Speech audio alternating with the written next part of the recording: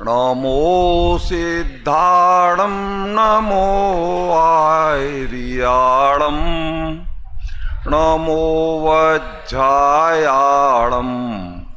नमो लोये सव्यसाहूणं जो जानदि अणहन्तं दब्बथ गुणथ पज्यतेहिं सो जानदि अपाणं मोहो खलु जादितस्य लयम्।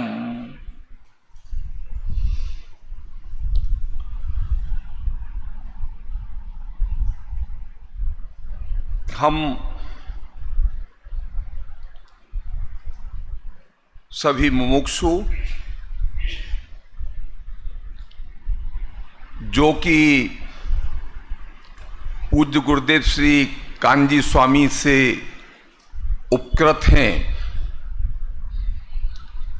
इस कलिकाल में जिन्हें पूज्य गुरुदेव श्री कान्जी स्वामी के माध्यम से आत्म कल्याण का यह मार्ग मिला, अनायास ही हम लोगों का जीवन का एक लक्ष्य तय हो गया। नाना जीवा नाना कम्मा दुनिया विश्व में अनेकों लोग हैं और उनके जीवों के अलग अलग लक्ष्य हैं, परंतु हम लोग जो मुमुक्षु हैं वे चाहे घोषणा करें या ना करें, पर उनके जीवन का एक ही लक्ष्य तय हुआ है, न तो कम और दुर्भाग्य न ही ज्यादा। बस किसी प्रकार इस मानव जीवन में हमें सम्यक दर्शन की प्राप्ति हो जाए और हमारा काम हो गया।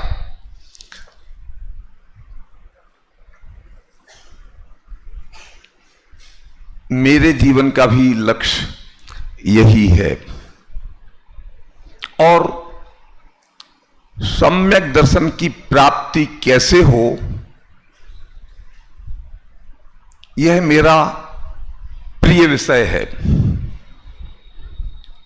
जब भी कभी एकाध प्रवचन करने का अवसर मिलता है तो मैं विभिन्न तरीकों से सम्यक दर्शन की प्राप्ति के उपाय की चर्चा करता हूं।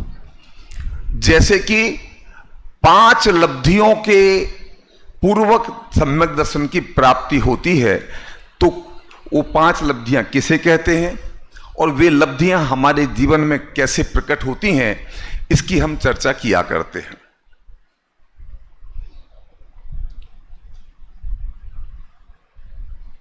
मैं एक और चर्चा किया करता हूं। सम्यक दर्शन तो हमें सबको प्राप्त करना है, परंतु क्या हमने ये विचार किया कभी कि वो सम्यक दर्शन की प्राप्ति करने के लिए हमें क्या करना होगा,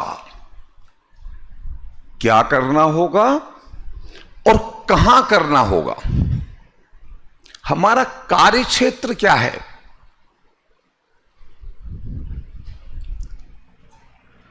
हमारा दुर्भाग्य है कि प्राप्त तो हमें करना है सम्यक दर्शन और हम अपना कार्य क्षेत्र बनाते हैं पूरे लोकालोक को। सम्यक दर्शन की प्राप्ति के लिए तीर्थ यात्राएं करना है एंड सो ऑन। मैं लंबे विस्तार में नहीं जाना चाहता हूं, तो मैं इस बात को सिद्ध करता हूं कि सम्यक दर्शन की प्राप्ति के लिए हमारा कार्य क्षेत्र अगर कोई है तो एकमात्र भगवान आत्मा है और दूसरा कोई कार्य क्षेत्र नहीं है। दूसरा कोई परद्रव्य और उसकी क्रिया हमारे सम्यक दर्शन की प्राप्ति का साधन नहीं है, निमित्त नहीं है और ना ही वो हमारा कार्य क्षेत्र है। हमें सम्यक दर्शन की प्राप्ति के लिए लोकालोक में फैलना नहीं है, लोकालोक में अपने उपयोग को फैलाना नहीं है, लोकालोक से सिमटकर अपने भगवान आत्मा में स्थित होना है, तो हमें सम्यक दर्शन की प्राप्ति हो जाएगी। ये बात तो मैंने उसकी की जो चर्चाएं मैं किया करता हूं। चूंकि इस शिविर की थीम है प्रवचन सार, तो प्रवचन सार में से भी मैंने अपने लिए वही सम्यक दर्शन की प्राप्ति का उपाय, वह गाथा चुनी। गाथा 80 मुमुक्षु समाज में बहुत ही ज्यादा प्रचलित और लोकप्रिय गाथा है। इस गाथा पर पूज्य गुरुदेव श्री के प्रवचन तो हैं ही, आदरणीय डॉक्टर साहब के भी प्रवचन हैं बहुत विस्तार से। संजीव जी गोधा के भी प्रवचन यूट्यूब पर हैं, एक ही गाथा पर अनेक प्रवचन हैं। बाबू युगल जी के भी प्रवचन इस पर हैं। एक ही गाथा पर उन सभी महानुभावों ने कई कई प्रवचन किए हैं और इसलिए उसमें बड़ी गहराई से गए हैं और विस्तार से उस पर प्रकाश डाला है। हमारे पास में सिर्फ 40 मिनट का समय है और मैं ये पसंद करता हूं कि जो पिटारा हम खोलें समय से पहले उसको खुला छोड़ करके ना जाएं, बंद कर दें। अपना विषय समय जितना भी हो, हम चाहे हमारे पास एक वर्ष हो, एक मास हो, एक दिन हो, एक घंटा हो, विषय पूरा होना चाहिए। तो मैं विषय को इस प्रकार से उठाऊंगा कि हमारा विषय पूरा हो जाए और दूसरा, इस सभा मंडप में सब प्रकार के लोग बैठे हैं। हमारे प्रथम वर्ष मतलब शास्त्री प्रथम वर्ष नहीं, उपाध्याय कनिष्ठ में जो इस वर्ष आए हैं वैसे बच्चे भी यहां बैठे हैं और जो लोग 50-50 वर्ष के अभ्यासी लोग हैं वे भी यहां बैठे हैं। सबको कुछ ना कुछ मिले और सब लोग इस बात को समझ पाएं, इस तरह से मैं ये बात करूंगा।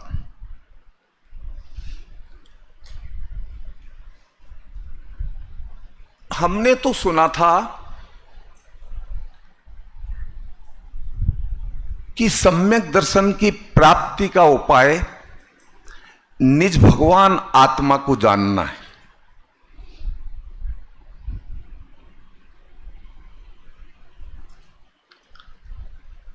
पर यहां ये आचार्य भगवान ये क्या बात लेकर के बैठ गए? अशोक जी, जो जान दी अनंतम दबत्थ गुणथ पज्यते हिम सो जान दिया पाणम। ये अरिहंत की बात कहां से आ गई? अभी अभी तो मैंने कहा था कि हमें लोकालोक से अपने उपयोग को समेटकर भगवान आत्मा में स्थित करना है, तब सम्यक दर्शन की प्राप्ति होगी। और ये आचार्य तो हमारा ध्यान अरिहंत परमात्मा की ओर खींच रहे हैं। ये कैसा विरोधाभास? पहली बात तो मैं एक सलाह दूंगा कि ये गाथा टेलर मेड नहीं है, ये सबके लिए। इसको हम थोड़ा डिजाइनर कर लें। हम कपड़ा लाते हैं ना, कपड़ा तो हमारे माप से नहीं बना है रेडीमेड, तो हम उसको थोड़ा सा माइनर आल्ट्रेशन करके अपने माप का कर लेते हैं गायक जी। तो इस गाथा में हम थोड़ा सा आल्ट्रेशन करें तो कैसा रहे? पंडित जी क्या बात कर रहे हो आप? आचार्य भगवान की गाथा में आप परिवर्तन करने की बात कर रहे हो, ये तो घोर अपराध है। नहीं नहीं नहीं, मैं परिवर्तन करने की बात कर रहा हूं, इसका मतलब ये नहीं है कि आचार्य भगवान ने कोई गलती की है। उन्होंने ये गाथा निज भावना के अर्थ नहीं लिखी है। नियम सार ग्रंथ उन्होंने निज भावना के अर्थ लिखा है। और ये प्रवचन सार में जहां वे सम्यक दर्शन की प्राप्ति का उपाय बता रहे हैं, तो क्या आचार्य भगवान को अभी सम्यक दर्शन की प्राप्ति करनी शेष है? वे तो छठे सातवें गुण स्थान में झूलने वाले 3 कसाय के अभाव रूप वितरागता के धनी संत हैं।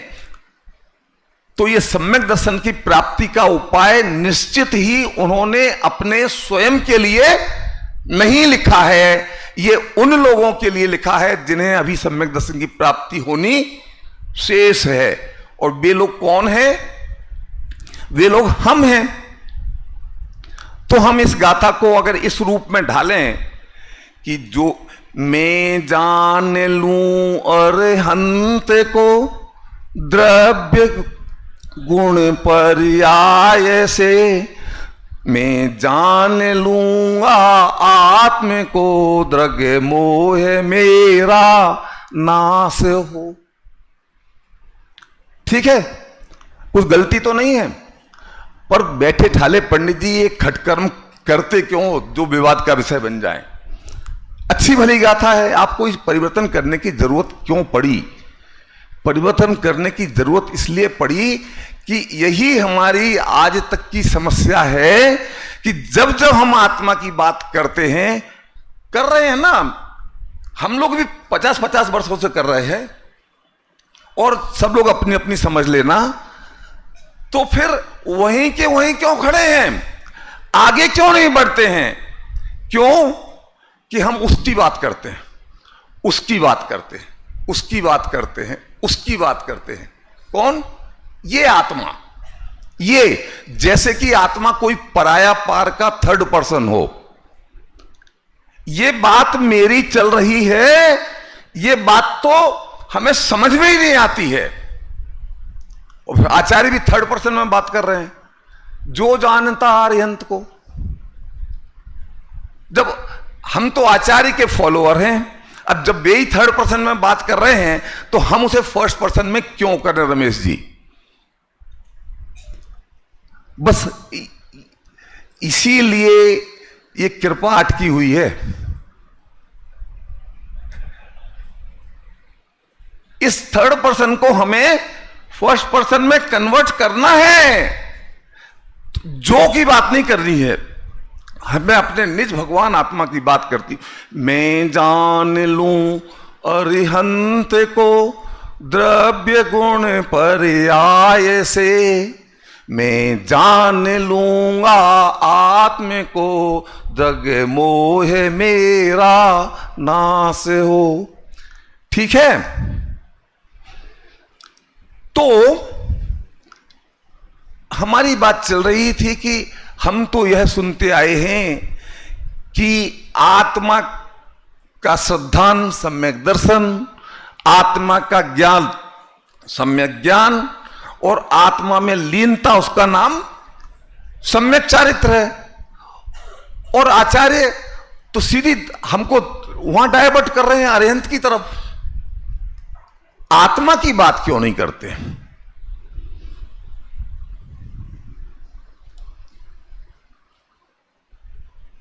परंतु कहां इन्होंने हमें डाइवर्ट किया है? वो कह तो रहे हैं, उन्होंने ये नहीं कहा कि आप अरिहंत को जान लोगे और आपको सम्यक दर्शन हो जाएगा। ये कहा है क्या बेटा? तो क्या कहा है कि जो सम्यक दर्शन की प्राप्ति के लिए तो आत्मा को ही जानना है, पर आत्मा को कौन जानेगा? कौन जानेगा? कि जो अरिहंत को जानता है वह अपने आत्मा को जानेगा, ये कहा है उन्होंने। और दूसरे शब्दों में कहें तो उन्होंने आत्मा को जानने का उपाय बताया है अरिहंत को जानना। तो मेरे मन में एक सवाल पैदा होता है कि दुनिया में जहां जाते हैं वहां बीच में दलाल मिल जाते हैं। कोई भी काम करना हो, मुझे आपसे डील करनी हो तो दलाल ढूंढता फिरता हूं, किसके माध्यम से जाऊं।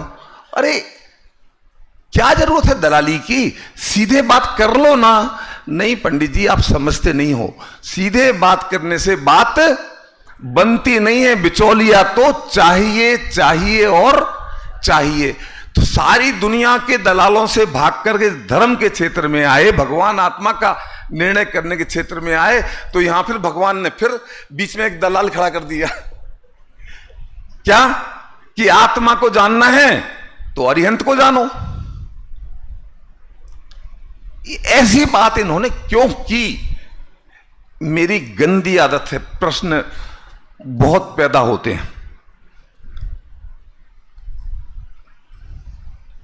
अच्छा चलो कोई बात नहीं, अभी हम अरिहंत को एक तरफ विराजमान करके अपने मन की करते हैं। अपने मन की करते हैं, क्या करते हैं? आत्मा का निर्णय करने की बात करते हैं। आत्मा को जाने तो सम्यक दर्शन की प्राप्ति हो जाएगी, ठीक है ना महेश जी? ठीक है, तो भैया कैसे आत्मा को जाने कि सम्यक दर्शन की प्राप्ति हो जाए?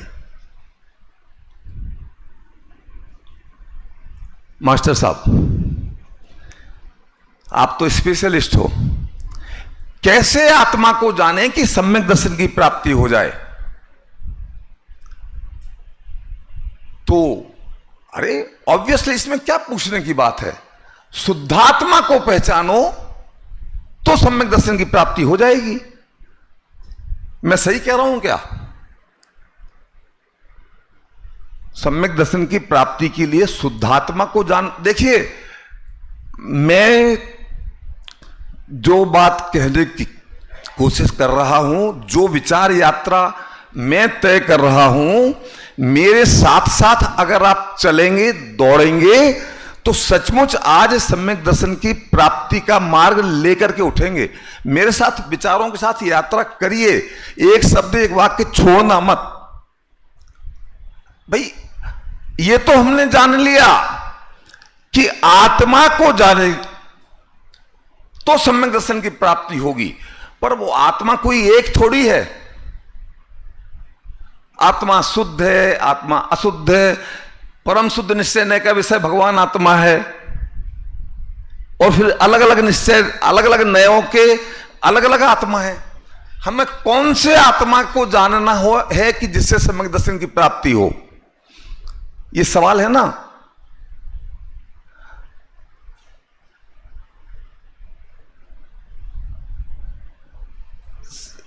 बीमारी है, एंटीबायोटिक ले लो, एक कॉमन आंसर है, पर अब कौन सा एंटीबायोटिक ले? इस बीमारी के लिए कौन सा एंटीबायोटिक सूटेबल है? फिर लें तो कितनी पोटेंसी का लें? 250 है, 500 का, फिर 1 TDS 1 BD या 1 a day? कैसे लें? कितने सवाल उठते हैं। तो हमने मान लिया कि सम्यक दर्शन की प्राप्ति के लिए आत्मा को जानना जरूरी है, पर वो आत्मा कौन सा है जिसे हमें अपने ज्ञान का गेय बनाना है, श्रद्धा का श्रद्धेय बनाना है। तो कहते हैं सीधी सी तो बात है, पर्याय में शुद्धता प्रकट करनी है तो शुद्धता का आश्रय लेना पड़ेगा। अगर अशुद्धता का आश्रय लोगे तो अशुद्धता प्रकट होगी शांतिलाल जी। तो फिर समस्या खड़ी हो गई। मैं एक बार फोटोग्राफर के पास गया और उससे कहा कि भैया फोटो खींचने के कितने पैसे लगेंगे? तो उसने बोला 100 रुपए। मैंने कहा 200 लेना, परंतु फोटो बढ़िया आनी चाहिए, सुंदर। तो वो कहता है पंडित जी तुम 100-200 की बात करते हो, तुम 1 लाख रुपया दो तब भी फोटो तो अच्छी सुंदर नहीं आएगी। मैंने कहा क्या बात करता है ये? दुकानदारी करने बैठा है या ग्राहक को भगाने बैठा है? तो वो बोला कि भाई साहब अगर फोटो सुंदर होगी तो आपकी नहीं होगी, और आपकी होगी तो सुंदर नहीं होगी, क्योंकि आप जैसे हो फोटो तो वैसी आएगी। तो हम शुद्धात्मा का आश्रय लेने से सम्यक दर्शन की प्राप्ति होती है, तो हम शुद्ध तो है नहीं। पर्याय में वर्तमान में हम सुंदर तो है नहीं, शुद्ध तो है नहीं। तो अगर हम शुद्ध का आश्रय लेने जाएंगे तो वो मैं नहीं होऊंगा,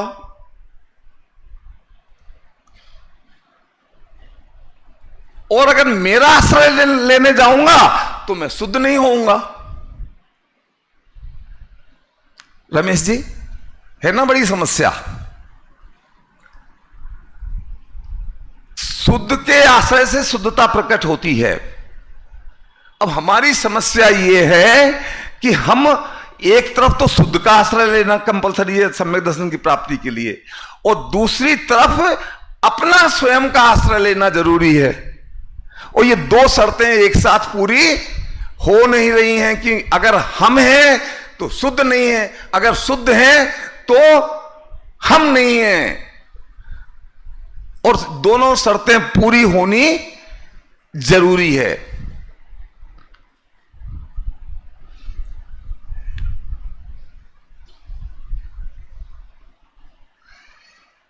किसका ध्यान करना है?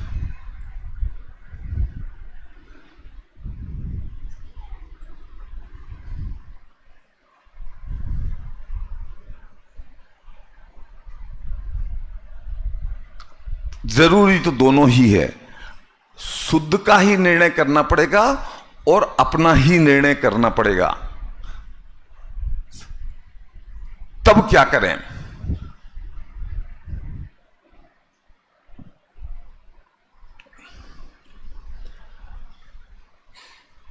एक तरफ कहते हैं कि आत्मा का आश्रय लो। अब हम अरिहंत को दोबारा लाते हैं।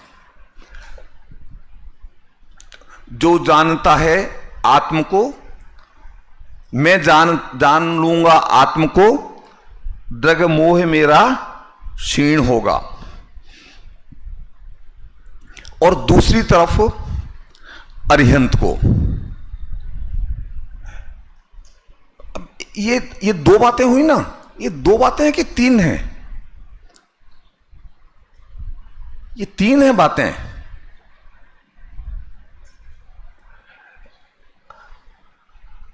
मैं शुद्धात्मा को जानूं या मैं आत्मा को शुद्ध जानूं, और तीसरी अरिहंत को जानूं। शांतिलाल जी, कुछ फर्क समझ में आया? मैं शुद्धात्मा को जानूं और मैं आत्मा को शुद्ध जानूं, इन बातों में, ये दोनों बातें एक जैसी हैं या इनमें कुछ फर्क है? ये बच्चे आसानी से समझ जाएंगे। इसमें विभक्तियां बदल गई है ना। मैं इससे आगे नहीं बढ़ूंगा, बस मुझे इतना ही पता है। मैं शुद्धात्मा को जानूं या मैं आत्मा को शुद्ध जानूं? अगर मैं शुद्धात्मा को जानूं तो मैं अभी शुद्ध आत्मा हूं नहीं, और मैं आत्मा को शुद्ध जानूं तो भी वही समस्या कि वर्तमान में मैं शुद्ध नहीं हूं। आत्मा को जानना है और शुद्ध जानना है, तो क्या करना पड़ेगा? जब अपना रूप देखना होता है और खुद में दिखाई नहीं देता है, खुद को नहीं देख सकते ना, तो दर्पण का सहारा लेना पड़ता है। तो यहां अरिहंत भगवान को दर्पण के रूप में पेश किया गया है।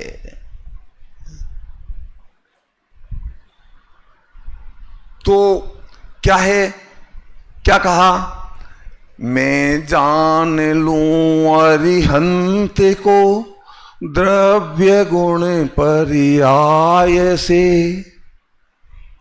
जैसा भी सवाल आत्मा के विषय में उठा था ना, कि आत्मा को जानने से सम्यक दर्शन की प्राप्ति होती है। अब बात आ गई अरिहंत को जानने की, तो अरिहंत के बारे में भी फिर वही सवाल पैदा होता है कि अरिहंत को जानने का मतलब क्या? अरिहंत के बाह्य वैभव को जानना है क्या?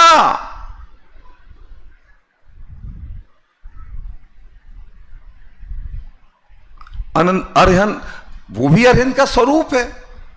बाहर में जो अरिहंत भगवान के प्रकट हुए हैं वो भी तो अरिहंत का ही स्वरूप है, और अंतरंग में जो शुद्धता प्रकट हुई है वह भी अरिहंत का स्वरूप है। तो हमें अरिहंत के कौन से स्वरूप को जानना है सम्यक दर्शन की प्राप्ति के लिए? सम्यक दर्शन की प्राप्ति तो तीसरे स्टेप पर है। आत्मा को जानने के लिए हमें अरिहंत को कौन से स्वरूप को जानना है? तो हमें यह जानना है कि अरिहंत भगवान का द्रव्य रूप क्या है, उनके गुण कौन कौन से और कैसे हैं, और पर्याय का स्वरूप क्या है।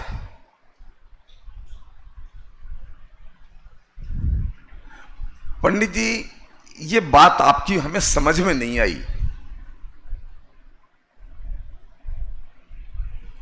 कोई आदमी, शांतिलाल जी ये कहे, इनको पहचानते हो शांतिलाल जी को? ये बहुत बड़े उद्योगपति हैं और इनके वैभव का मैं वर्णन करूं तो अशोक जी बोले कि हाँ हाँ हम जानते हैं, इनके पिताजी फलाने गांव के थे, चप्पल चटखाते घूमते थे। क्या वो जानता है कि नहीं जानता है? पर भैया तू आज के धीरू भाई अंबानी की बात करना, उस धीरू भाई अंबानी की बात क्यों करता है जो पेट्रोल पंप पे गाड़ी में पेट्रोल भरा करता था? क्या प्रयोजन है? तो तू अरिहंत के स्वरूप की चर्चा करने की बात आचार्य भगवान कहते हैं, तो अरिहंत के वर्तमान स्वरूप की बात करो ना। परम शुद्ध, अनंत गुणों का गोडाउन, शक्तियों का संग्रहालय, आनंद का घनपिंड, परम सुखी अरिहंत, उनकी चर्चा क्यों नहीं करते हो? उनके द्रव्य स्वभाव की बात क्यों नहीं करते हो? उनके अनंत गुणों तक की सीमित क्यों नहीं रहते हो? पर्याय की बात करना जरूरी है क्या? अशोक जी एक बात बताओ, आप अरिहंत की पर्यायों की चर्चा करोगे तो उसमें कौन सी पर्याय को ग्रहण करोगे और कौन सी पर्याय छोड़ दोगे? नहीं देखो साहब, गांधी जी ने कहा है बुरा मत देखो, बुरा मत बोलो और बुरा मत सुनो, और हमारी तो बुराई की तरफ आंख उठाकर देखने की आदत नहीं, हम तो अच्छी इच्छा देखते हैं। इसलिए हम अरिहंत की जो वर्तमान पर्याय है, परम शुद्ध पर्याय, हम तो उसी पर्याय से अरिहंत को जानेंगे। ये बेटा कोई बहुत महत्वपूर्ण बात चल रही है। हम तो वर्तमान पर्याय को ही जानेंगे। भूतकाल की पर्याय जब वो हमारे जैसे ही संसार में 4 गति 84 लाख योनियों में भटकते फिर रहे थे, भिखारी बने घूम रहे थे, उसकी चर्चा हम नहीं करेंगे।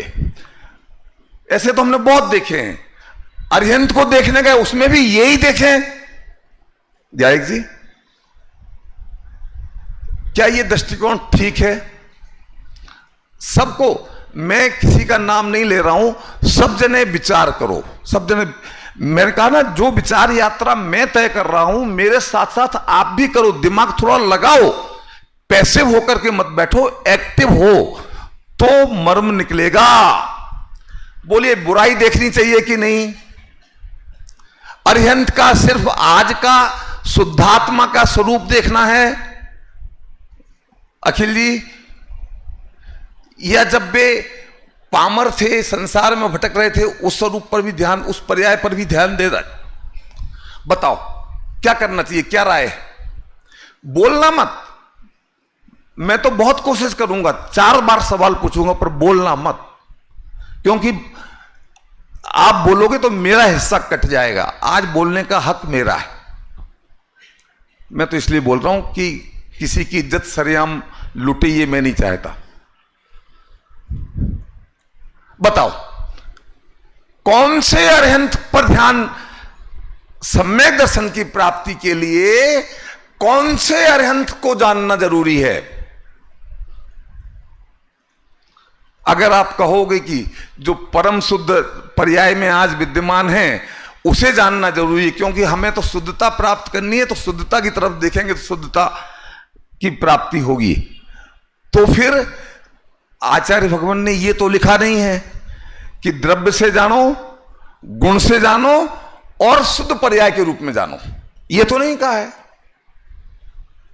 उन्होंने तो ये कहा है कि उनको पर्याय से जानो, और पर्याय में तो सारी पर्याय आ जाती हैं, अशुद्ध पर्याय भी आती है। अनादिकाल से आज तक जो संसार में भटक रहे थे वे पर्याय भी तो, जो अरहंत परमात्मा आज अरहंत बन के विद्यमान है, वे पर्याय भी तो उन्हीं की पर्याय थी। तो जब अरहंत को जानना है तो वे पर्याय हमारी निगाह में आएंगी या नहीं, आनी चाहिए या नहीं।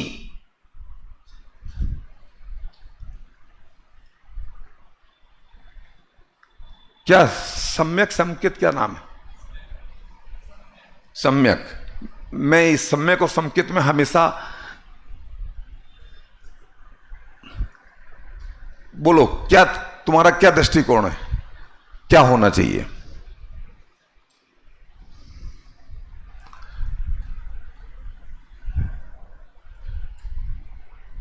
भैया यहां तो दोनों ही देखना पड़ेगा। एक बात बताओ, ये अरिहंत को अभी अपन ने बात करी थी ना, अरिहंत को बीच में हम लाए क्यों?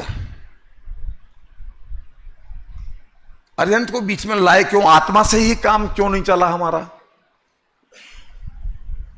इसलिए नहीं चला कि अरिहंत में द्रव्य तो संपूर्ण है ही, गुण तो अनंत है ही, उनकी पर्याय में भी संपूर्णता है, पर्याय में भी जीवन के सारे फेजेस हैं। हम में यह अपूर्णता है, हम में द्रव्य तो परिपूर्ण है, गुण तो परिपूर्ण है, पर पर्याय में हमारे सिर्फ पामरता है, शुद्धता नहीं है। तो हम अधूरे हैं, और वो अरिहंत परमात्मा है, तू सब बातें पूरो। उन्होंने अपने जीवन में पामरता भी देखी है और परमात्मापना भी देखा है। तो हमें अगर अपने संपूर्ण स्वरूप को देखना, जानना और समझना है तो हमें परिपूर्णता जहां है वो देखनी पड़ेगी। पीयूष जी, आधे अधूरेपन को देखने से काम नहीं चलेगा। तो हम में पामरता है तो हमें, हमारे मन में ये कल्पना ही पैदा नहीं होती है कि मैं कभी ऐसा परमात्मा बन सकता हूं। आज हमारे पास में सुबह खाते हैं तो शाम का ठिकाना नहीं है, ऐसी दशा है। और उसमें कोई कहे कि तू अंबानी बन सकता है, तू भी अदानी बन सकता है, तो कैसा लगेगा? क्या बेटा तेरे को उत्साह नहीं आ रहा है? कैसा लगेगा? अरे पंडित जी क्यों मजाक करते हो, हम ही मिले थे क्या? क्यों मजाक करते हो? तो वो हमें अंबानी जी का अपमान करने का इरादा नहीं है। हम अंबानी जी का अपमान करने के लिए याद नहीं दिलाते हैं कि वो पेट्रोल पंप पे गाड़ी में पेट्रोल डालते थे। तुझे तेरा स्वरूप बताने के लिए अंबानी जी के वो दिन याद कराते हैं कि आज तेरे वो दिन है ना, कि तुझे ऐसी मजदूरी करनी पड़ रही है। तो एक दिन वे भी ऐसी ही मजदूरी कर रहे थे, और इसमें से वे अंबानी बने हैं, आज के अंबानी। जब वो बन सकते हैं तो तू क्यों नहीं बन सकता है? तू भी तो वही का वही है, तू भी तो वैसा का वैसा है। तुझ में उनमें क्या फर्क है? उनके भी वही 2 हाथ 2 पांव, उनके पास भी दिन में वही 24 घंटे हैं, तेरे पास भी। प्रभु तू सब बातें पूरो, तू काई बातें अधूरो। जो उनके पास था ऐसा क्या है जो तेरे पास नहीं है? तो जब वे बन सकते हैं तो तू क्यों नहीं बन सकता है?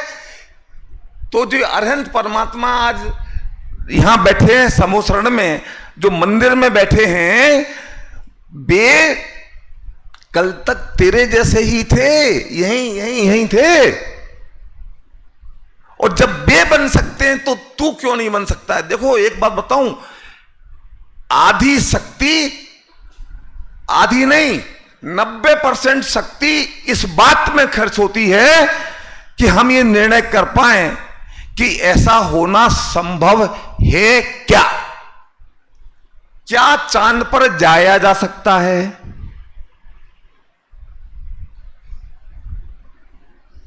इस बात का निर्णय करने में सैकड़ों हजारों साल लग गए अखिल जी। क्यों? क्योंकि जब तक कंफर्म ये निर्णय हमारे सामने ना हो कि ऐसा किया जा सकता है, तब तक वैसा करने के लिए पुरुषार्थ की जो उग्रता चाहिए, वो उग्रता पैदा ही नहीं होती है। क्यों नहीं होती है? कि ऐसा लगता है कि यार हम अपना सब कुछ झोंक दें, पूरा जीवन झोंक दें, पूरी मेहनत झोंक दें, पूरा धन झोंक दें, और अगर जाया ही नहीं जा सकता हो चांद पर तो सब बेकार है। तो फिर वो आधे मन से काम करता है।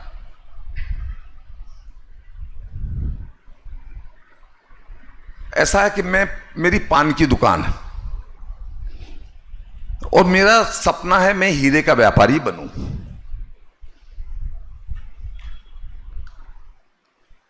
तो जौहरी लोग पान खाने के बहुत शौकीन होते हैं, तो वो मेरी दुकान पर आया, तो मैंने उससे पूछा कि भैया मुझे जौहरी बनना है, मैं बन सकता हूं क्या? और उसने कहा अरे क्या बात है, मेरे पिताजी भी पनवाड़ी थे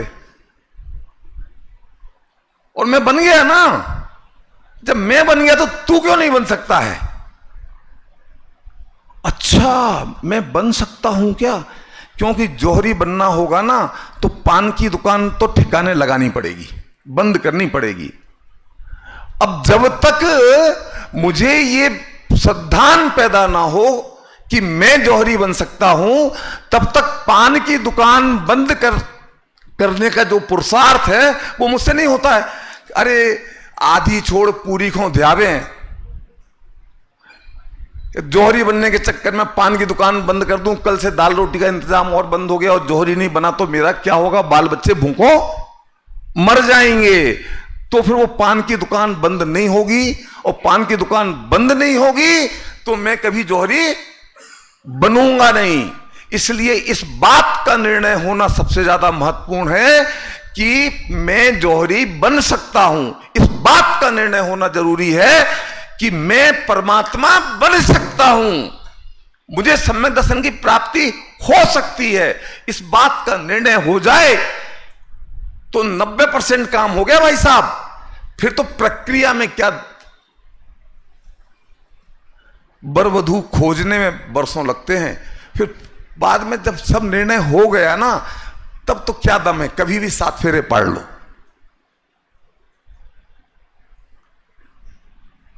इट्स दैट इजी।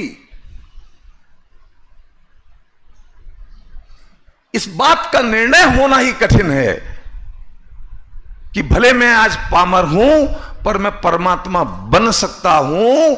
और इसलिए अरिहंत भगवान को द्रव्य गुण पर्याय से जानने को कहा, और पर्याय में भी सिर्फ शुद्ध पर्याय को नहीं, उनकी पामरता की पर्याय को भी जानने को कहा कि भूतकाल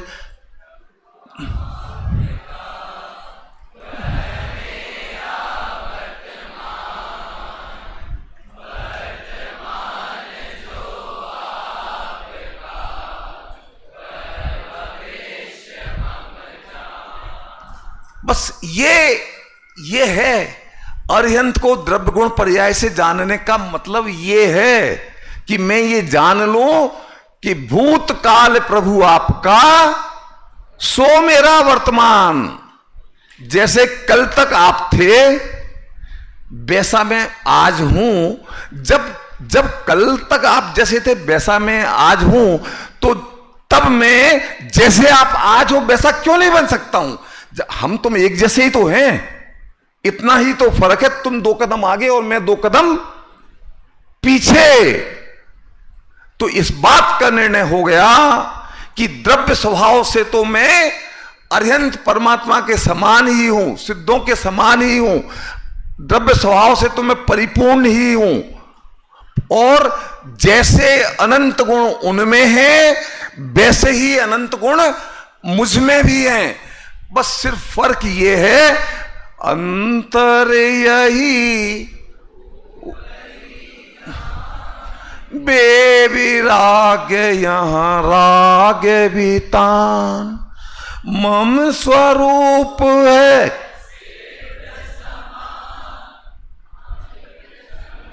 सुख ज्ञान निधान।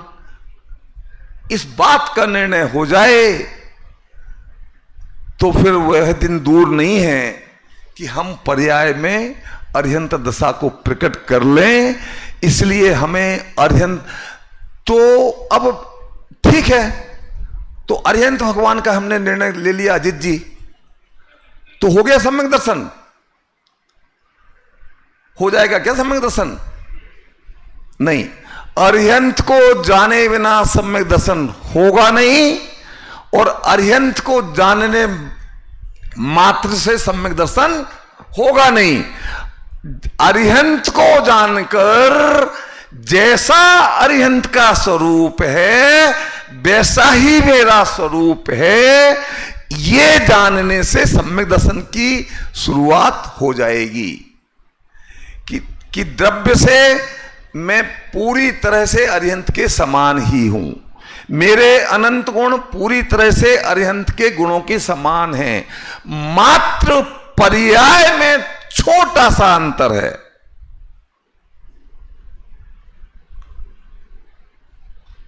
और बस उस अंतर को भर दो और मैं अरिहंत हो जाऊंगा। इस प्रकार अरिहंत, जिस प्रकार हम अपने रूप को देखने के लिए दर्पण की ओर निहारते हैं,